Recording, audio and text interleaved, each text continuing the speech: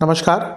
ग्रहों की गोचरीय स्थिति पर रेगुलर वीडियो पाने के लिए साप्ताहिक राशिफल, मासिक राशिफल, त्रैमासिक राशिफल और ग्रहों के बाकी गोचर पर भी रेगुलर अपडेट्स पाने के लिए, जिसके हिसाब से आप अपने जीवन में थोड़ी गाइडेंस प्राप्त कर सकें, इसके लिए मेरे चैनल को अवश्य सब्सक्राइब करें।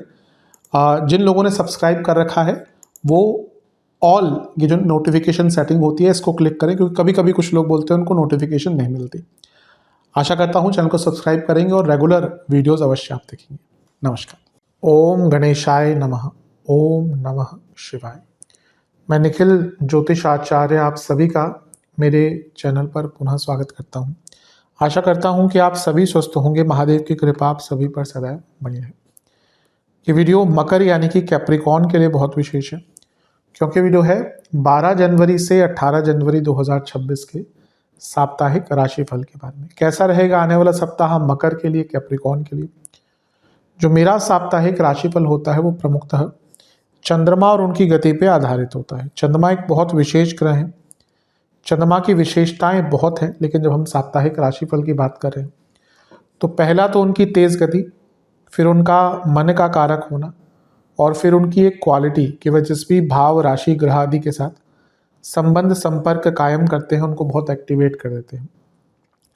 इन सभी कारणों से चंद्रमा का जो गोचर होता है वो बहुत विशेष होता है।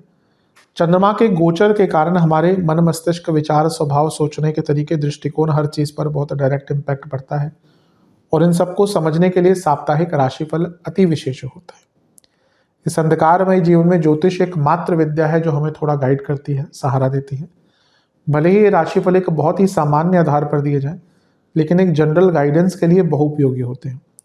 यदि आपकी लग्न राशि या चंद्र राशि मकर है, दोनों ही गाइडेंस के लिए इस राशिफल को देख सकते हैं। जहाँ से सूट और रिलेट ज़्यादा करता है आपको, आप वहाँ से देखिए। व्यक्तिगत तौर पे मेरा मानना है कि यदि आप अपने लग्न से देखते हैं तो अच्छा है।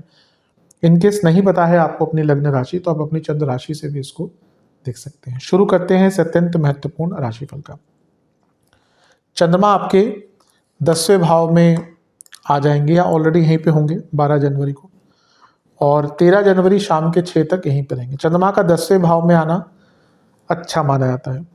केंद्र के स्वामी हैं, केंद्र में बैठे हैं तो राजयोग बनता है। ये पद प्राप्ति का समय होता है, रिकॉग्निशन का समय होता है, और क्योंकि राजयोग 10वें भाव में है तो ये कार्य की पूर्णता का समय होता है। आपके कार्य पूर्ण होंगे, कार्यों में सफलता आपको प्राप्त होगी।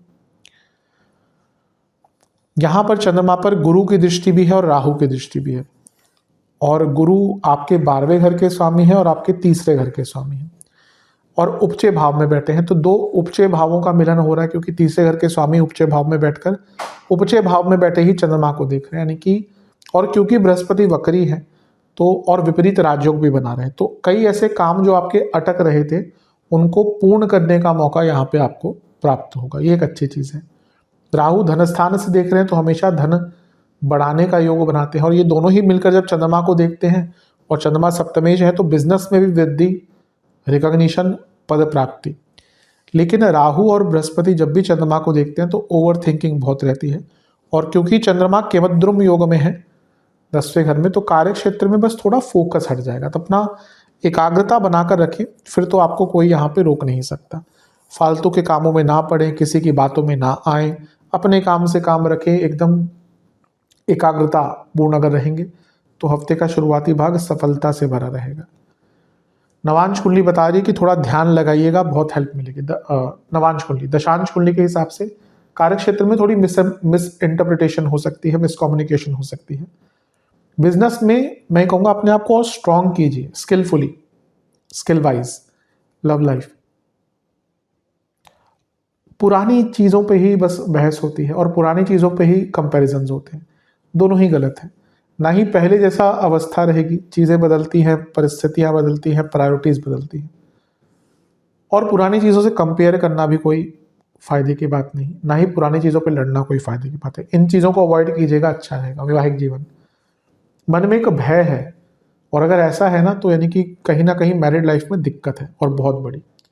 स्टूडेंट्स की जहाँ तक बात है, आप आंतरिक रूप से थोड़ा सा शांत रहिए, इसकी कमी दिख रही है। सेहत के दृष्टिकोण से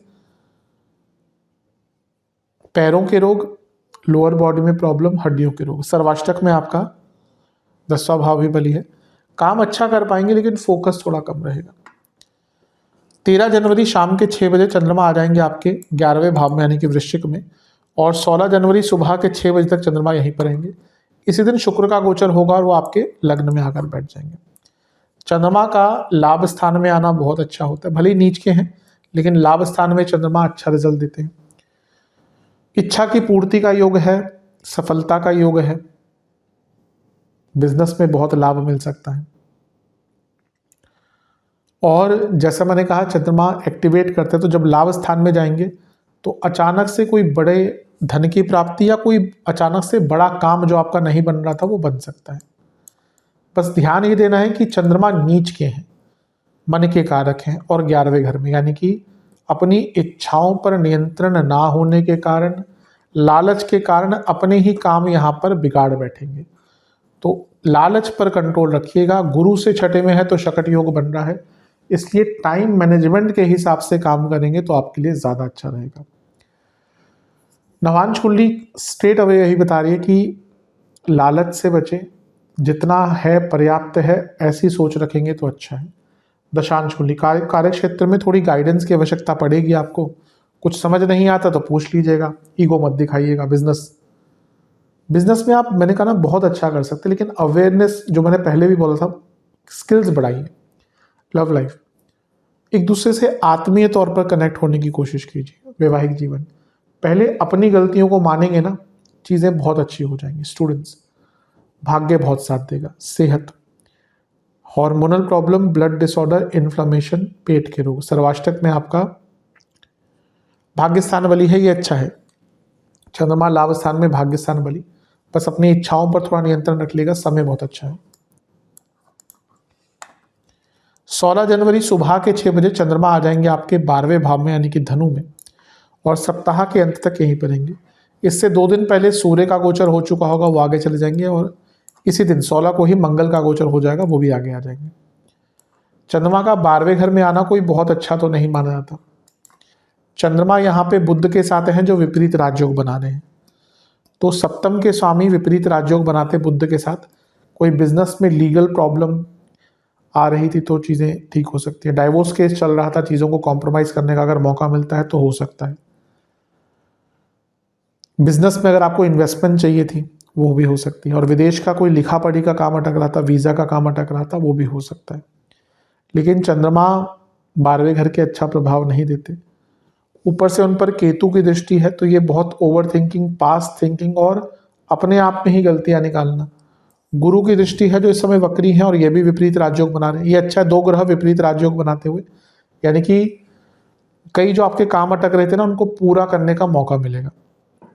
और शनि की दृष्टि भी है विष्णु, तो 4 ग्रहों का प्रभाव है चंद्रमा पर बुध समेत, और 12वें घर में, यानी कि मानसिक उत्पीड़न, मानसिक तनाव, मानसिक रूप से बहुत परेशान रहेंगे।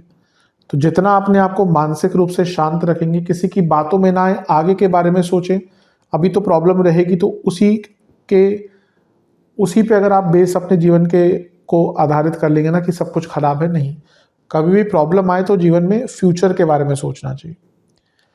खर्चों पर कंट्रोल कीजिएगा और वाणी पर भी कंट्रोल कीजिएगा। नवांश कुंडली बता रही है कि आगे के बारे में सोचे। दशांश कुंडली कार्य क्षेत्र में थोड़ा रिलैक्स होकर काम कीजिएगा।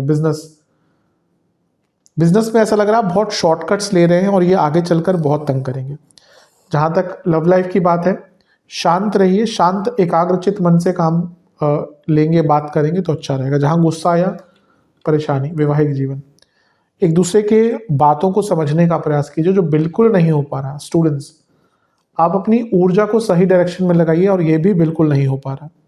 सेहत के हिसाब से बीपी की प्रॉब्लम, हड्डियों के रोग, इन्फेक्शंस और स्लीप डिसऑर्डर। सर्वाष्टक में आपका 10वां घर बली है। जो लोग जॉब चेंज करने का प्रयत्न कर रहे थे, विदेश में जॉब ढूंढ रहे थे, टाइम अच्छा है। उपाय के स्वरूप में शनि चालीसा का 2 बार पाठ करके बजरंग बाण का 1 बार पाठ कीजिएगा। आशा करता हूँ वीडियो काम आएगी। चैनल पर नए हैं, सब्सक्राइब कीजिए, वीडियो को लाइक कीजिए। मिलता हूँ आप सबसे अगली वीडियो में, तब तक के लिए ओम नमः शिवाय।